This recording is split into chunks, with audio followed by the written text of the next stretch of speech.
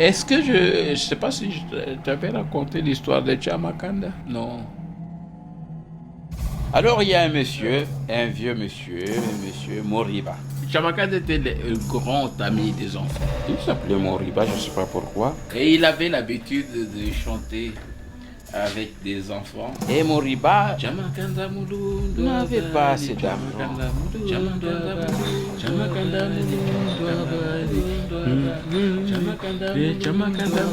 Et à la veille du nouvel an, il s'était rendu au marché de son village pour s'acheter un pantalon. Chamakanda, ami des enfants. Et au marché de son village, il a trouvé un pantalon, il a essayé. Bon, Chamakanda était un très bon danseur, malgré son âge. Il a pris son pantalon et il est rentré chez lui. Et il a essayé son pantalon. Et il s'est rendu compte que son pantalon était un peu trop long. Et puis un jour, pantalon,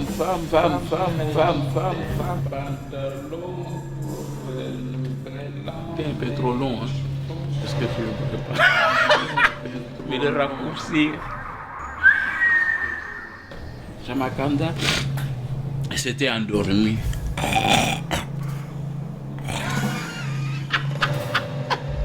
Elle va se coucher. Ce vieux monsieur. Hein? J'ai acheté un pantalon au marché du village, mais je pense que ce pantalon est un peu trop long. Est-ce que tu ne pourrais pas me le raccourcir? C'est mon chapeau. Allez, laisse ton pantalon sur cette chaise-là et puis on verra ça. On verra ça après. Et un des enfants qui était là a voulu lui enlever son chapeau. Je vois bien que je suis en train de préparer le repas. Parce que Chamakanda avait un très grand chapeau.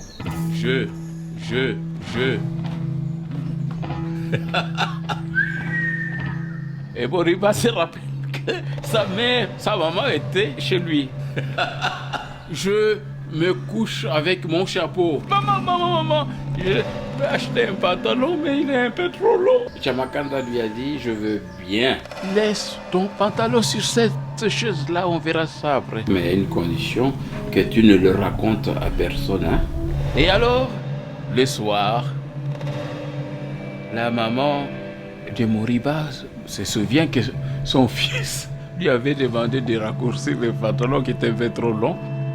Mais l'enfant était étonné de voir que Chamakanda avait de longues oreilles. Et elle va se coucher, hein? Qui ressemblait aux oreilles d'âne. Elle prend le pantalon, elle prend des ciseaux.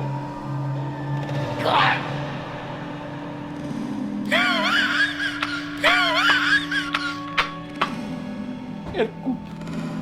Elle remet le pantalon sur la chaise.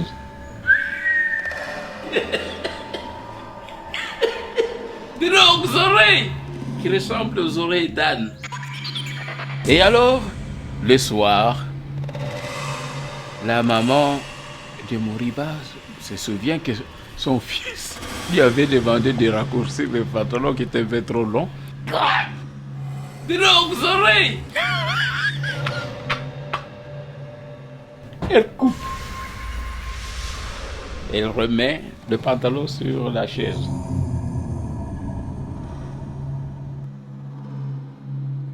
Elle coupe.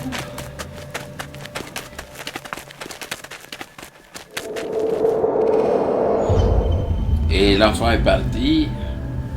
Et sur son chemin, il a croisé un de ses copains. Il lui a dit, mais il y a une chose que je ne raconterai à personne. L'autre lui a dit, mais qu'est-ce que c'est cette histoire que tu nous racontes? Il dit, mais qu'est-ce que c'est cette histoire que tu nous racontes? Des longues oreilles qui ressemblent aux oreilles d'âne. En bon. Le copain, il est parti, et puis à son tour, il a croisé un autre. Il lui a dit, tu sais, il y a des choses que je ne raconterai à personne. Chamakanda qui ressemble aux oreilles d'âne. Bineta aussi se rappelle à la fin de la soirée, dit tiens, mon père m'avait demandé de raccourcir un peu son pantalon. Elle va se coucher.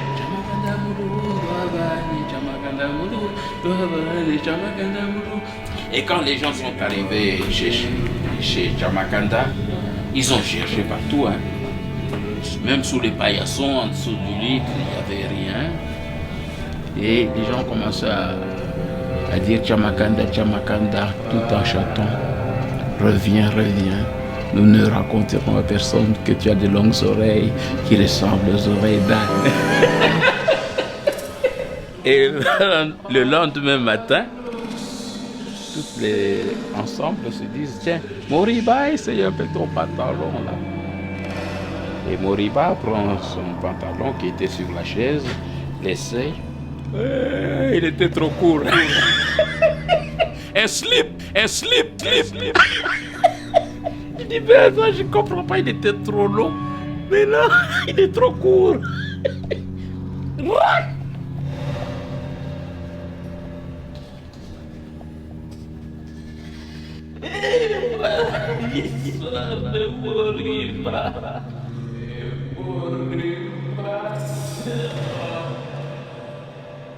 Mais Chamakanda n'est plus jamais revenu.